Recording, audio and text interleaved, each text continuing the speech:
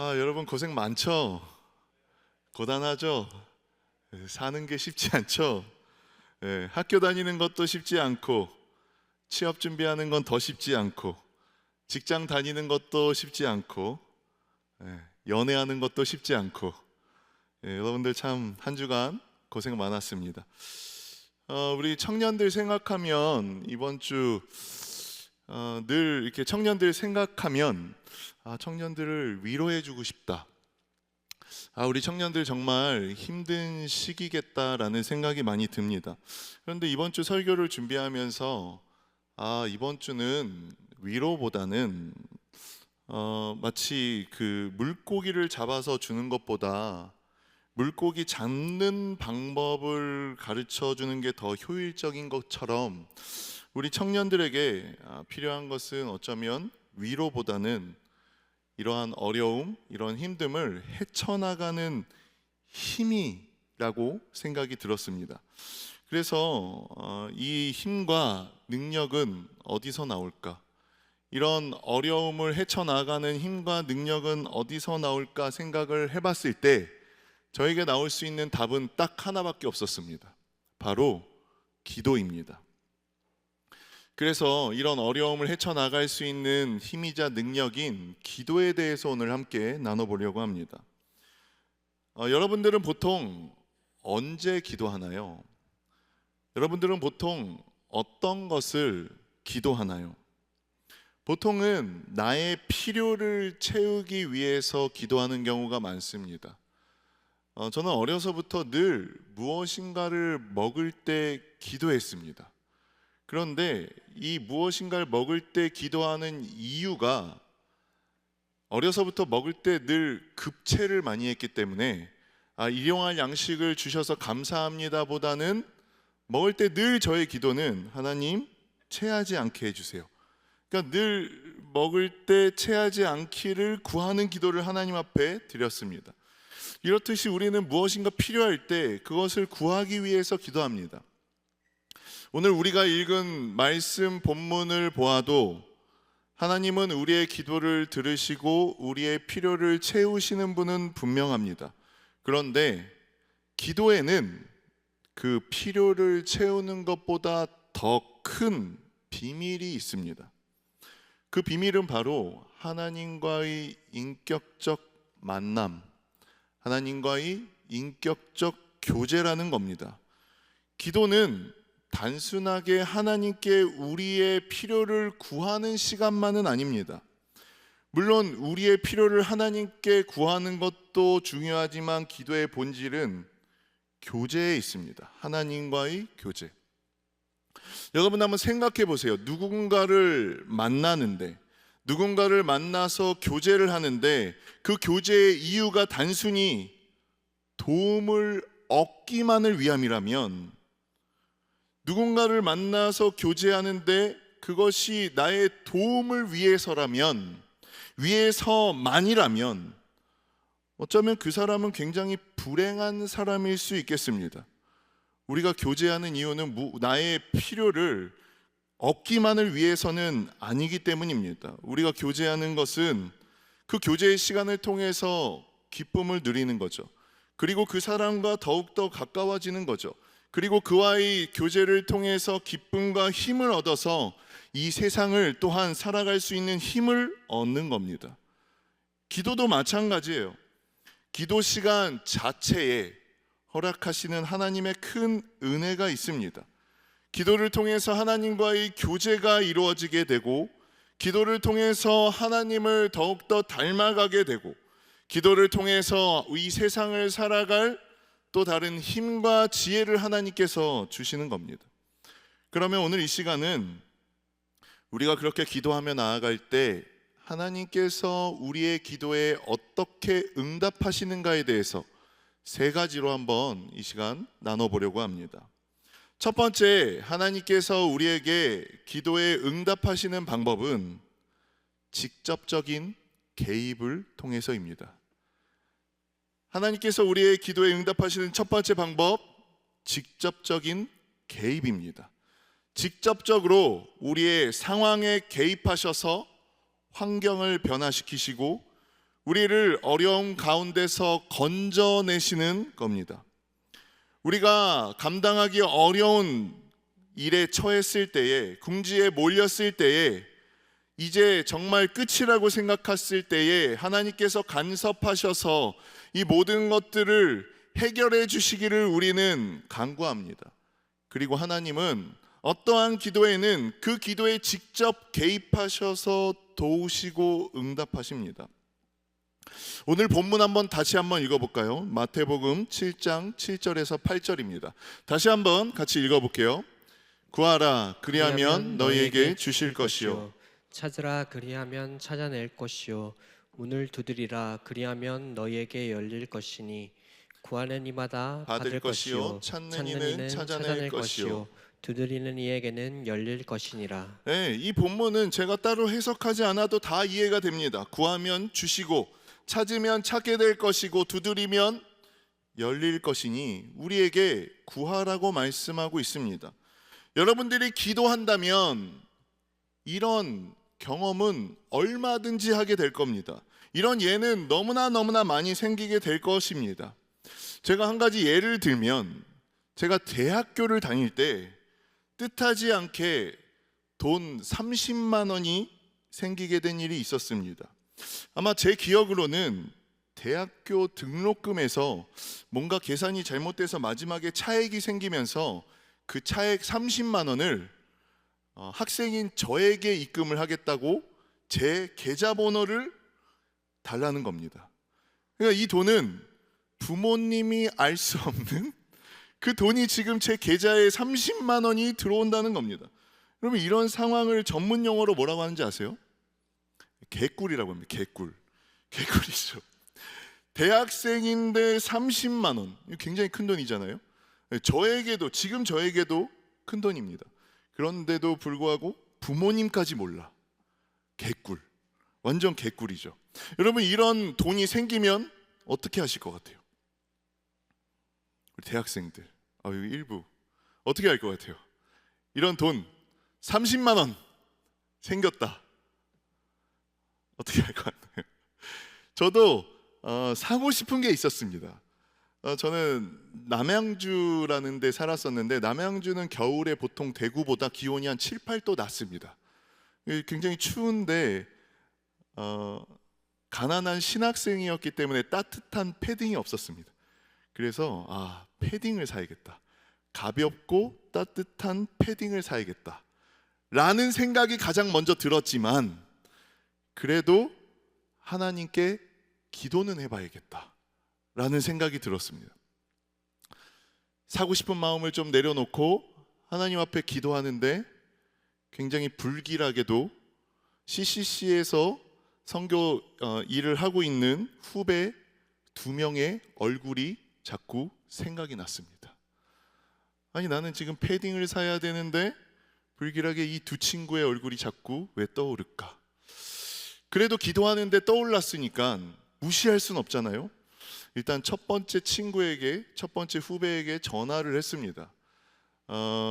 안부를 간단하게 묻고 빨리 끊으려고 했습니다. 안부를 간단하게 묻고, 좀 잘 지내지? 그래, 별일 없지? 그래 그럼 다음에 보자 이러고 바로 끊으려고 하는데, 한 가지 기도 부탁하고 싶은 게 있습니다 이러더라고요. 뭔데? 단기 선교를 준비 중인데 후원금이 좀 부족해서 기도를 부탁하려고, 안 그래도 전화하려고 했습니다. 굉장히 불길했어요. 얼마가 부족하냐? 15만 원이 부족합니다. 그래, 일단은 끊자. 그리고 끊었습니다. 그리고 이제 두 번째 생각난 후배에게 전화를 했더니, 이 친구도 저도 전화하려고 했는데 전화 주셔서 감사합니다, 단기 선교를 준비 중에 있는데 후원금이 부족합니다. 그래서 기도 부탁을 좀 하고 싶습니다. 그래, 금액이 어떻게 되냐?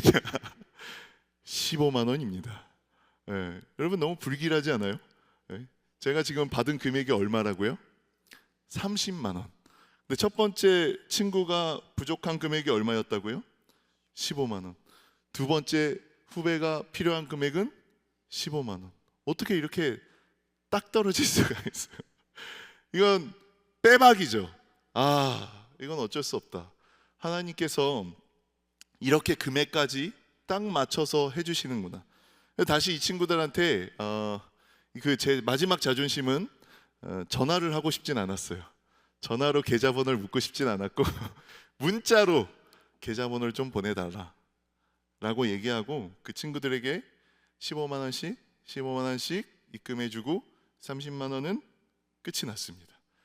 그렇게 입금을 하고 나서 다시 하나님 앞에 기도하는데 얼마나 눈물이 나는지 몰라요.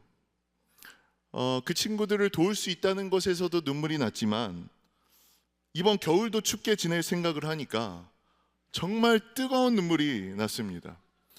여러분, 이런 상황이 만약에 여러분에게 생긴다면 우린 어떻게 해야 될까요? 첫 번째, 하나님께 기도한다. 두 번째, 기도하기 전에 불길한 예감이 떠오르기 전에 내가 원하는 걸 잽싸게 산다. 여러분, 어떻게 해야 될까요? 첫 번째, 하나님께 기도한다. 두 번째, 잽싸게 원하는 걸 산다. 틈을 주지 않고 빨리 산다. 여러분을 불편하게 해서 미안하지만 꼭 하나님 앞에 기도해 보시기 바랍니다. 우리가 그렇게 기도하며 나아갈 때 우리 하나님은 개입하셔서 누군가를 도우실 수도 있고 어떤 상황을 만들어서 여러분을 통해서 놀라운 역사를 만드실 겁니다. 제가 기도하지 않았다면 제 몸 하나 따뜻하게 살고 말았겠죠. 근데 기도함으로 인해서 성결을 도울 수 있었습니다. 여러분들도 이러한 상황이 왔을 때 꼭 하나님 앞에 먼저 기도하여서 하나님께서 내 삶 가운데 놀라운 일들을 만들어 가시는 것, 내 삶 가운데 개입하시는 것을 꼭 경험할 수 있는 우리 청년들 될 수 있기를 이 시간 소망합니다. 하지만 하나님께서 모든 기도에 이렇게 응답하시는 건 아닙니다. 두 번째로 하나님께서 응답하시고 역사하시는 방법은 바로 협력입니다. 뭐라고요? 협력입니다. 협력. 이 방식은 우리에게 하나님께서 함께 일하자고 제안하시는 겁니다. 다르게 얘기하면 하나님의 영이 우리를 감동시켜서 우리에게 주어진 은사를 활용하게 하시고 그 은사를 통해서 문제를 해결하게 하시는 겁니다. 여기에 대표적인 예는 성경에 너무 많죠. 그 중에 한 사람이 모세입니다. 이집트에서 이스라엘 사람들을 탈출시키기 위해서 하나님은 모세를 부르시고 그에게 함께 일할 수 있도록 제안하십니다. 물론 모세는 그 제안을 처음에는 거절합니다. 우리도 모세처럼 이런 부르심 앞에 주저할 수 있습니다. 거절할 수 있습니다. 왜냐하면 우리는 첫 번째 응답을 더 좋아하기 때문입니다. 우리가 스스로 그 문제를 해결하기보다는 하나님께서 개입하셔서 이 모든 문제를 해결해 주기를 원하기 때문입니다. 하지만 어떤 기도에는 하나님께서 우리와 협력하셔서 이 문제를 해결해 가시고자 할 때가 있습니다. 그래서 우리는 하나님 앞에 기도하는 동시에 우리가 할 수 있는 일은 최선의 노력을 해서 다해서 해야 합니다. 간단한 한번 예를 들어볼까요? 우리 일부 아마 대학생들 얘기를 들어보니까 시험이 다가오고 있다라고 얘기 들었습니다. 제가 여러분들에게 다시 한번 질문해 보겠습니다.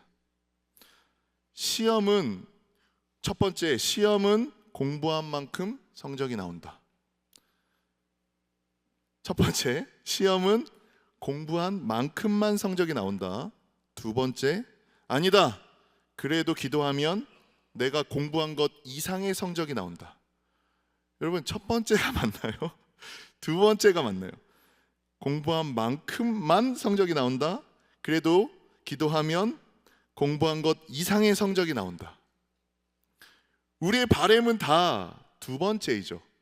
하지만 우리의 경험은 다 첫 번째 아닌가요? 우리의 경험은 다 공부한 만큼만 나오죠.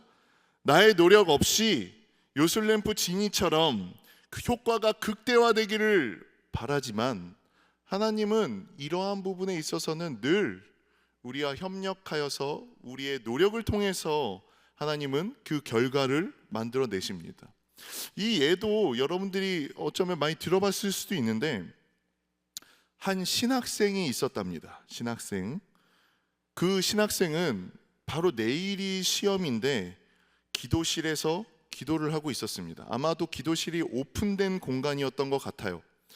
이 신학생은 기도실에서 기도를 하고 있었고, 교수님은 지나가다가 기도실에서 기도하고 있는 학생을 보았습니다.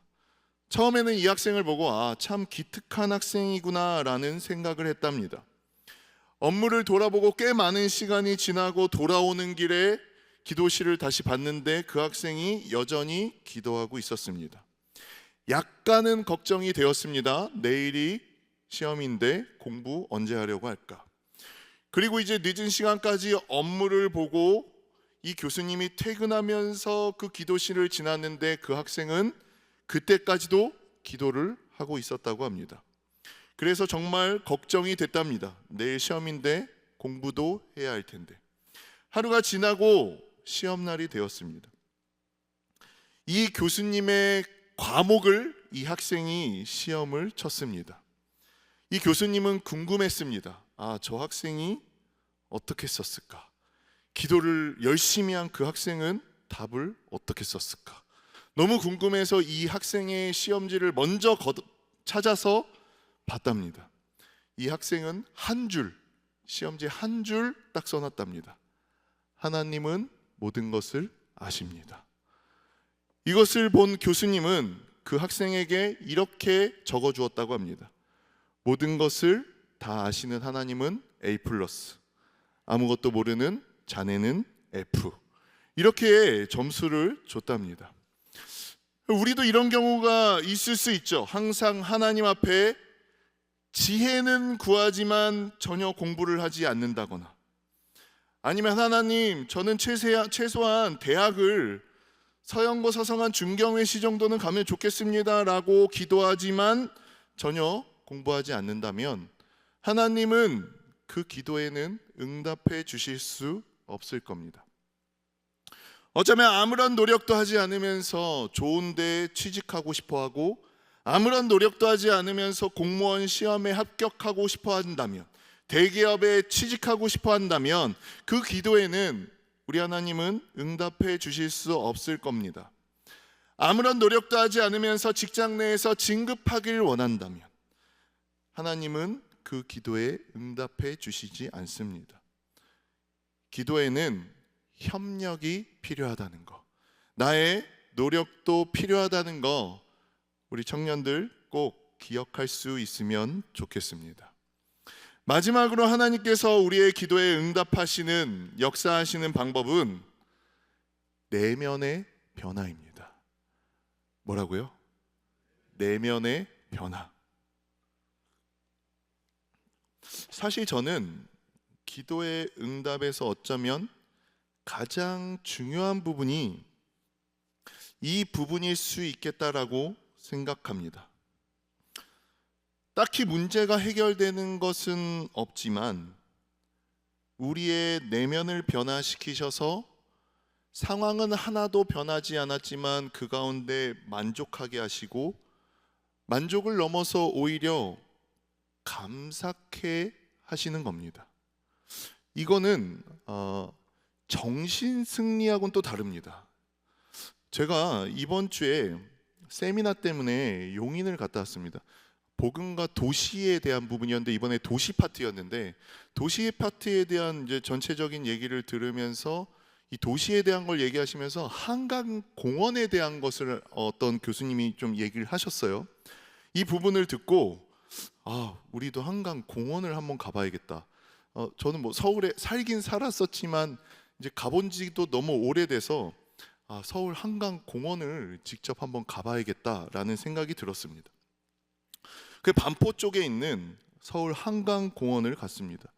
거기 가서 좀 깜짝 놀랐습니다. 먼저 첫 번째 깜짝 놀란 이유는 삐까뻔쩍한 서울의 거리, 조명에 좀 깜짝 놀랐고, 두 번째는 한강공원에 있는 사람들을 보고 깜짝 놀랐습니다.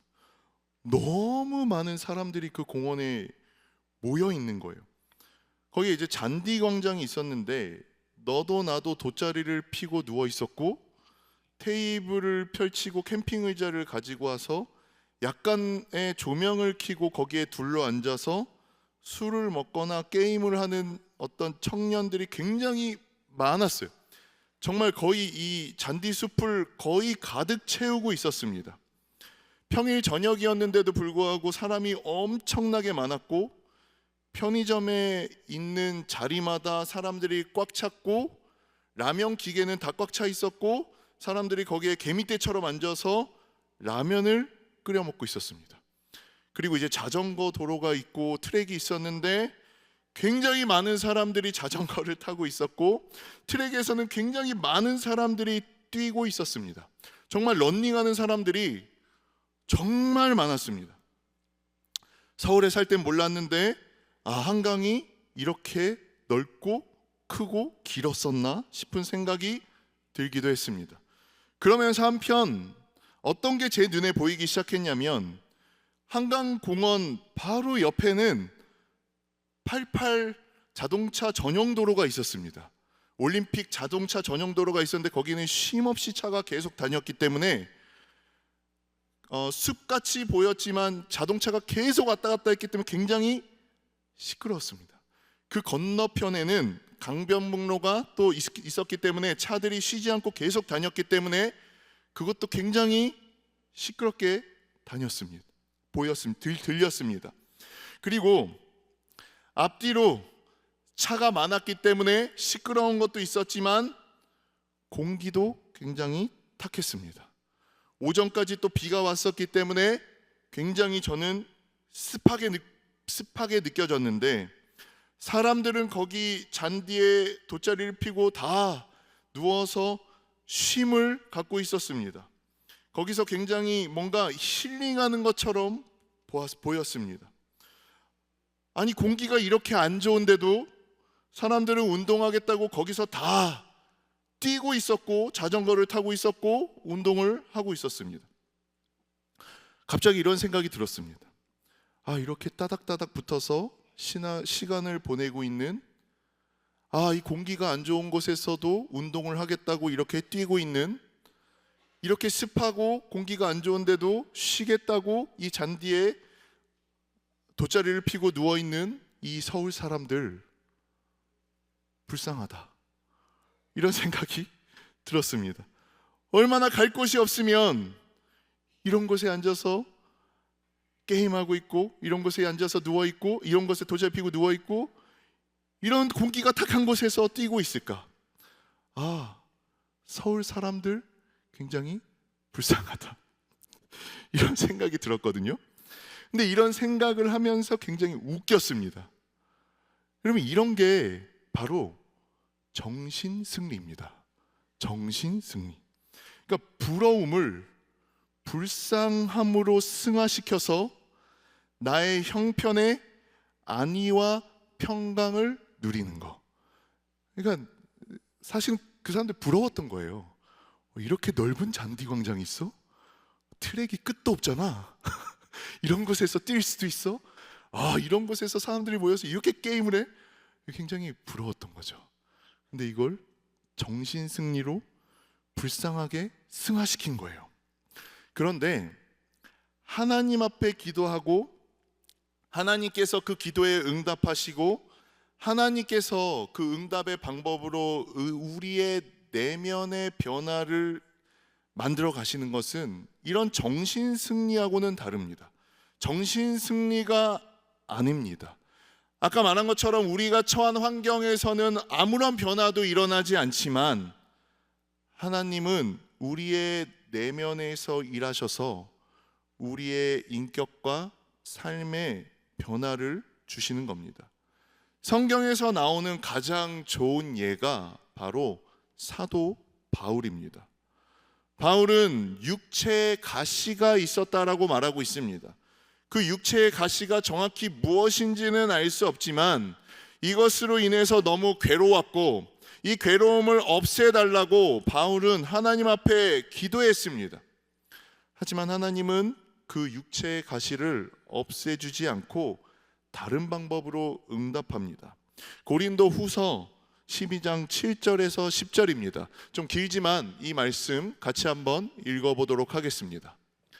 여러 계시를 받은 것이 지극히 크므로 너무 자만하지 않게 하시려고 내 육체의 가시 곧 사탄의 사자를 주셨으니 이는 나를 쳐서 너무 자만하지 않게 하려 하심이라.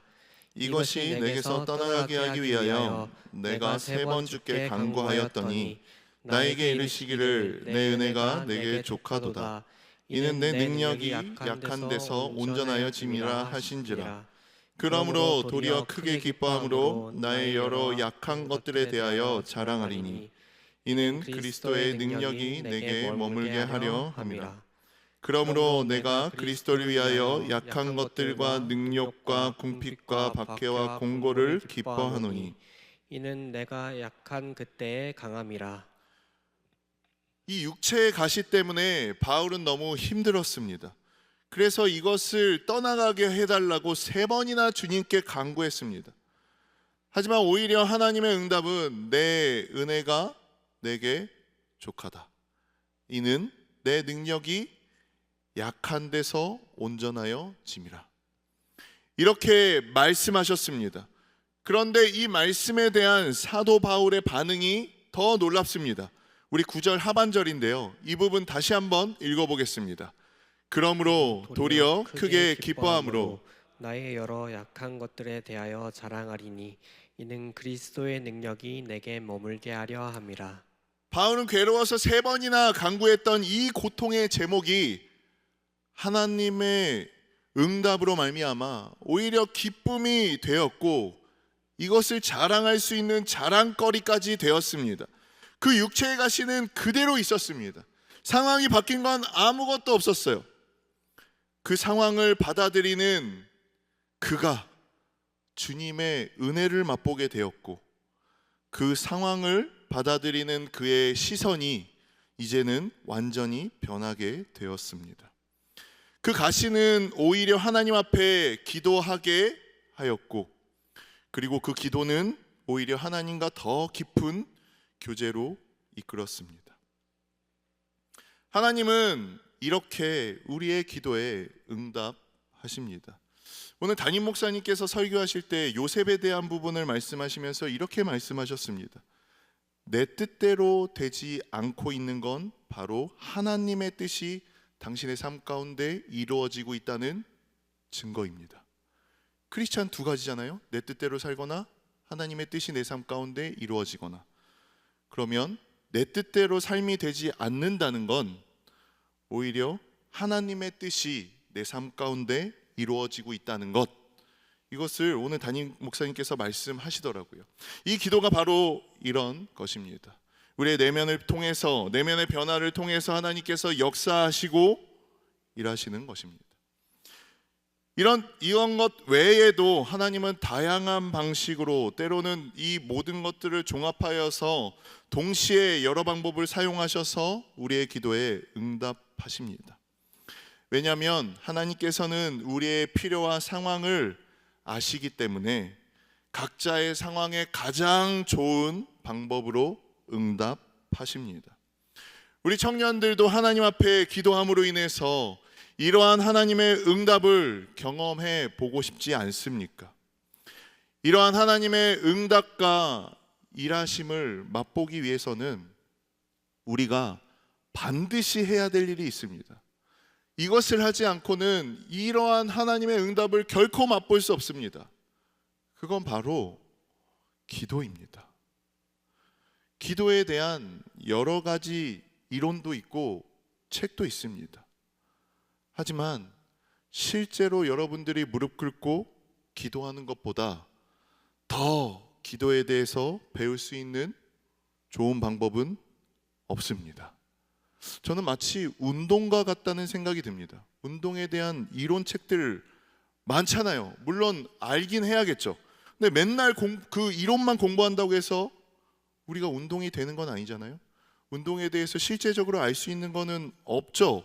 하루라도 운동을 하면 그 운동을 더 배우게 되고 그 운동을 하는 것이 더 효과적입니다. 마찬가지입니다. 기도도 마찬가지입니다. 기도를 하는 겁니다. 기도에 대해서 생각하는 것이 아니라, 기도에 대해서 어떤 이론을 찾는 것이 아니라, 기도에 대한 가장 좋은 방법은, 가장 좋은 효과를 얻는 방법은 기도하는 겁니다. 기도의 자리에 나오는 것이고 여러분들이 직접 기도하는 겁니다. 기도 부탁만 해서는 물론 거기서도 그 기도의 응답을 맛볼 수도 있겠죠. 하지만 스스로 기도하지 않는다면 기도를 통해 하나님이 어떻게 일하시는가를 여러분들은 결코 경험할 수 없을 겁니다. 왜냐하면 기도하지 않고 무엇인가가 이루어진다면 여러분들은 여러분들이 잘해서 되었다라고 생각하며 그 공로를 나에게 돌리게 될 것이고, 기도하지 않았는데 무엇이 되지 않았다면 운이 나빠서 안 됐다고 이야기하며 모든 결과를 운에 돌리게 될 것이기 때문입니다. 오늘 이 시간 여러분들 꼭 기억하면 좋겠습니다. 기도보다 좋은 책은 이론은 없습니다. 기도보다 좋은 위로는 없습니다. 기도보다 더 위대한 여러분의 삶 가운데 회복은 없습니다. 그리고 여러분의 문제가 있을 때 여러분들이 직접 무릎 꿇고 기도하는 것보다 위대한 해결 방법은 없습니다. 어떠한 이론보다도 가장 위대한 여러분들의 문제의 해결은 바로 기도입니다. 기도에 대해서 아는 것과 기도하는 것은 다른 겁니다. 기도에 대해서 안다고 말하는 사람이 아니라 기도하는 사람이 됩시다.